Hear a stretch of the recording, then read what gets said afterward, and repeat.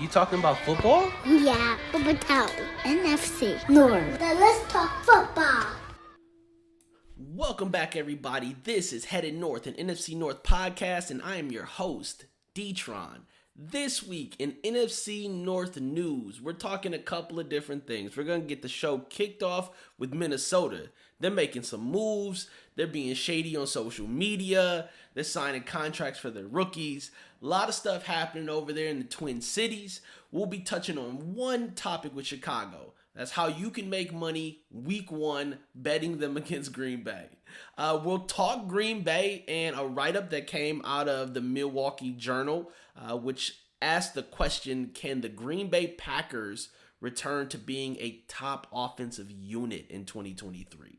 And then lastly, we'll talk the Detroit Lions, who they could potentially sign in free agency, and then what they've done in the offseason and which quarterbacks they're going to play this year, which are going to give them some trouble. All of that and maybe just a little bit more for you listening out there. Thank you for tuning into the show. We're really trying to get the show off the ground. So if you haven't already, please hit the like button, subscribe button if you're on YouTube, leave us a review or leave us some stars on Apple Podcasts or Spotify. We really do appreciate it. Just like our sponsors appreciate you visiting their site. And the sponsor for today, much like the last few weeks, is going to be offrackshop.com. Offrackshop.com is an online thrift store. They have men's and women's clothing, accessories, shoes, and more. So if you haven't already, visit our show notes or the description for YouTube. We have a 15% off code for your next purchase from offrackshop.com. All right, so we are going to get the show kicked off in Minnesota, where they have traded away their star linebacker, Za'Darius Smith, to the Cleveland Browns.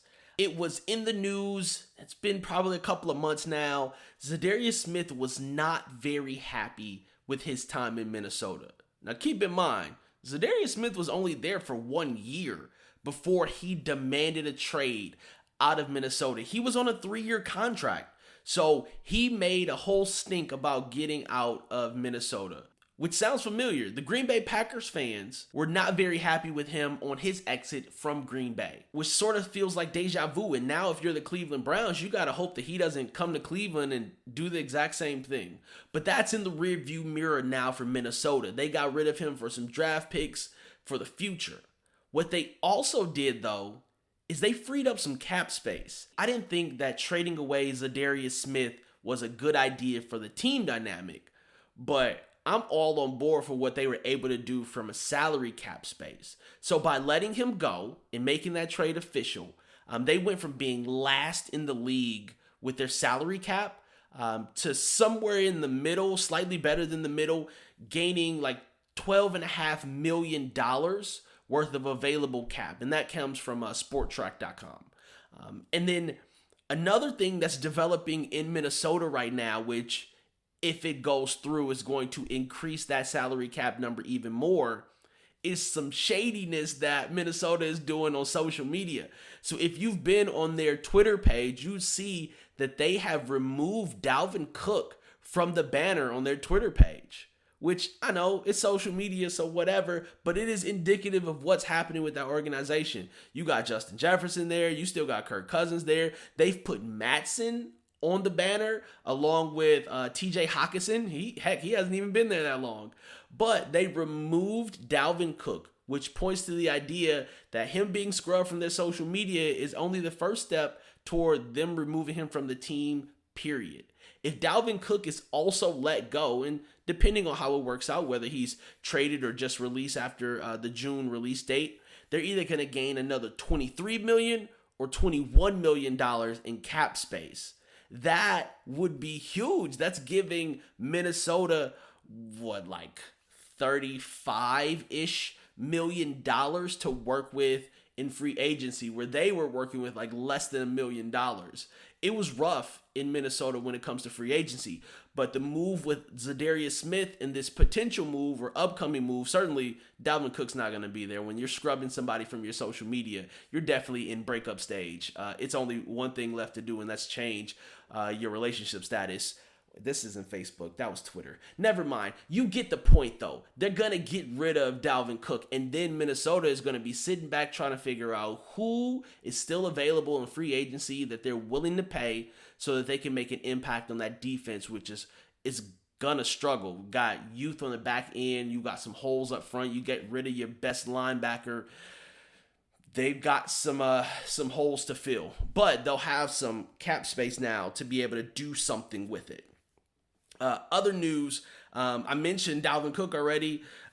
It sucks too. Like, whoever gets Dalvin Cook is going to get a really good player. Yes, he's been plagued with some injuries recently, but he was coming off of like 4 consecutive Pro Bowls. The guy scores touchdowns. He puts up yards. He's a very powerful downhill runner. This is the kind of guy that someone's going to benefit from having on their team, and it's just apparently not going to be the Minnesota Vikings anymore.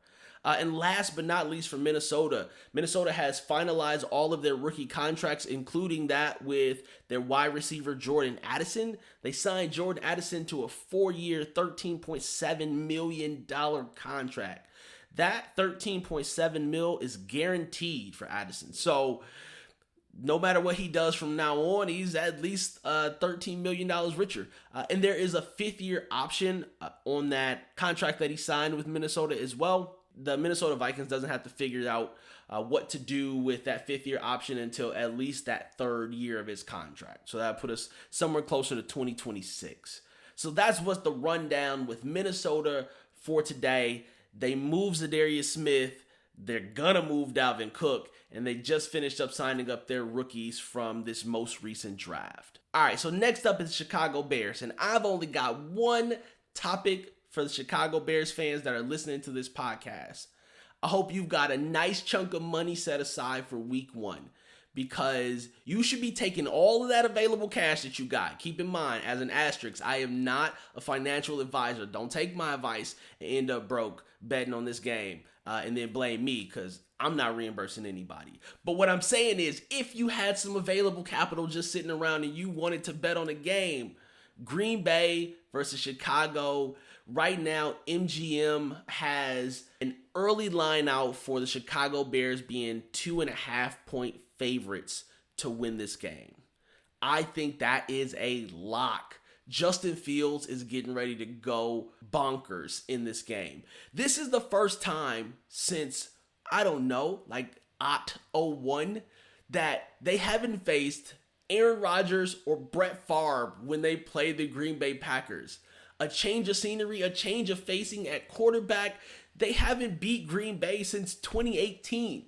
That's 8 consecutive losses that they got against the Green Bay Packers. You know Chicago is so ready to get over this hump that it's ridiculous. There's no way that they come out week 1 with all of the improvements that they've made and lose that game. There's no way possible. Quote me when I say Green Bay is going to lose that game. And if they don't lose that game, I don't know. I may hang it up. I may, turn the show off after week 1 if Green Bay comes out and beats the Chicago Bears. I feel very confident in them. So confident that I say, I'm probably going to bet that game.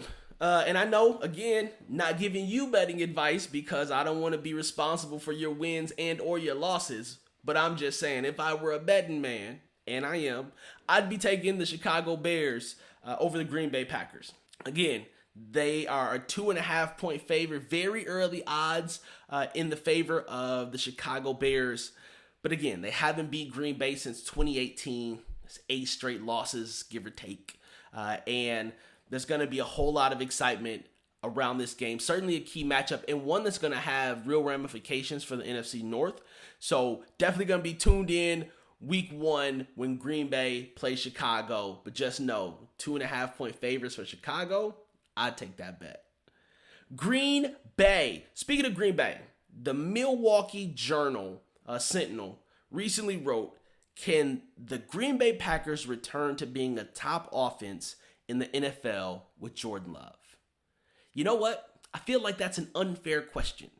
I mean, first, the answer is no.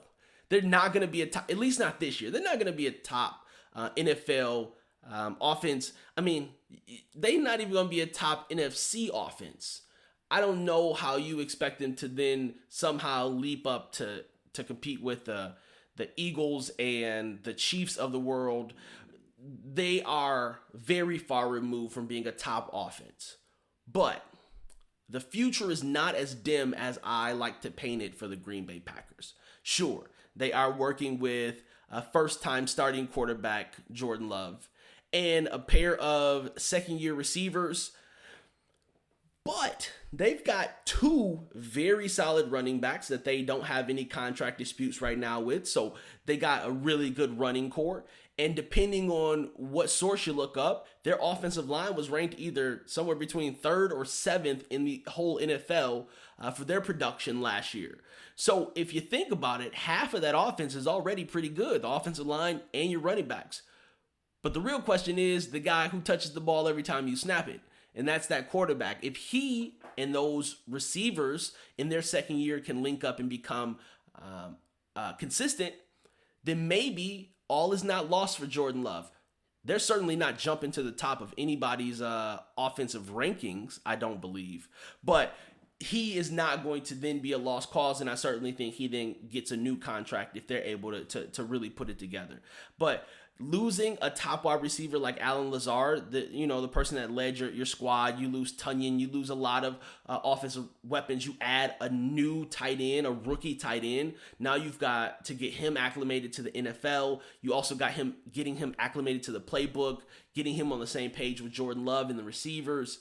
There's a lot there. So I think that while I appreciate what the Milwaukee Journal Sentinel is doing, trying to encourage that team to have an optimistic outlook, I would say that they are at least 3 years out from being a contending offense for anything positive. 3 years out. That's Jordan Love getting 3 solid years under his belt as a starter, because I do believe that they're going to end up re-signing him once this 1 year deal that they did for less money is done. I think they're going to give him a contract, at least a 3-year contract to see what he can do in the future. But are they going to be a top offense? Methinks not. And I wouldn't put not $1 on that bet if I were a betting man, which I am. So that is what we got going on in Green Bay. And then last but not least are my Detroit Lions. Now, I saw a write-up recently here, and this might have been within the last day or so. It might have been from Fansided, it might have been from Bleacher, not sure which one.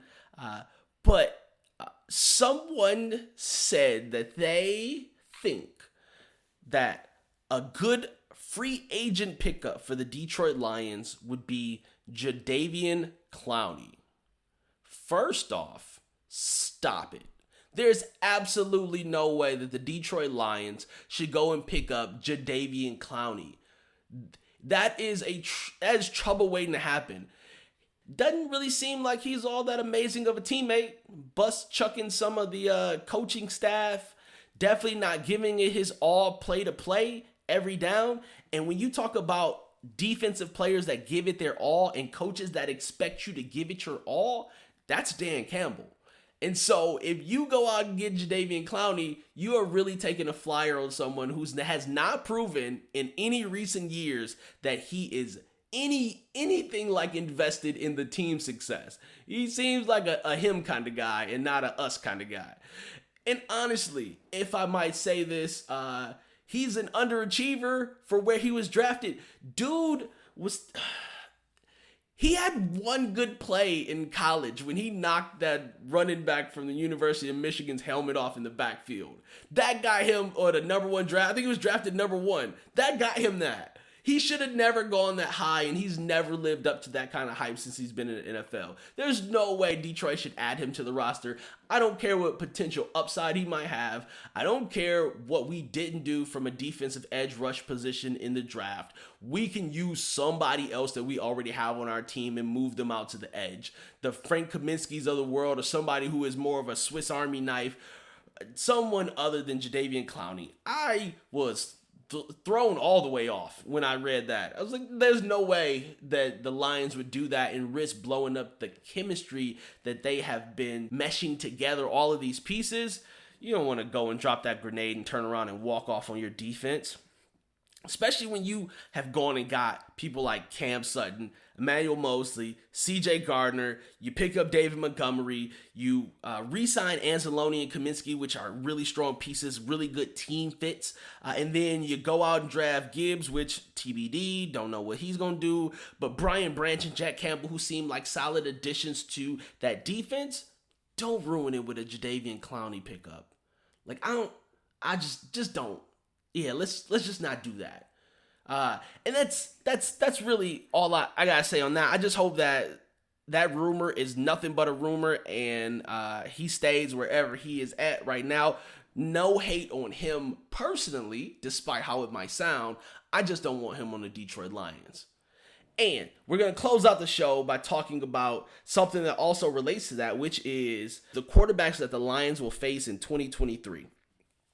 Now, the defense that the Lions have started to put together and improved in this offseason, they're going to need every bit of it. Because running down who the Lions play, they've got Patrick Mahomes, Justin Herbert, Lamar Jackson, Dak Prescott, Geno Smith, Kirk Cousins, Justin Fields, Derek Carr, Russell Wilson, Jimmy G, Jordan Love, Bryce Young, Desmond Ridder, and Baker Mayfield. Many of those people can get out of the pocket. Some of those players that I just named off are elite. And then there's a couple who are just hanging around in the middle. There are going to be several weeks where the Detroit Lions are going to need to go down to down, whistle to whistle, applying pressure on quarterbacks who have shown that they can win. Many of those quarterbacks are winners. I just know that the defense that they've put together is the kind of defense that they can get after some of these quarterbacks, but don't give me someone who is not trying to give me their all, i.e., I wrap this back to my original topic. Do not sign Jadeveon Clowney. And on that note, I am getting out of here. This is the Headed North podcast. I am your host, D-Tron, and if you guys are here still, I just want you to know I appreciate you. I really do. From the bottom of my Detroit Lion blue heart, I appreciate you still listening to the show right now. And if you come back, which I hope you do, make sure you got your bags packed because we are headed north. I'm D-Tron. Peace. You talking about football? Yeah, Ep13, NFC, North. Then let's talk football.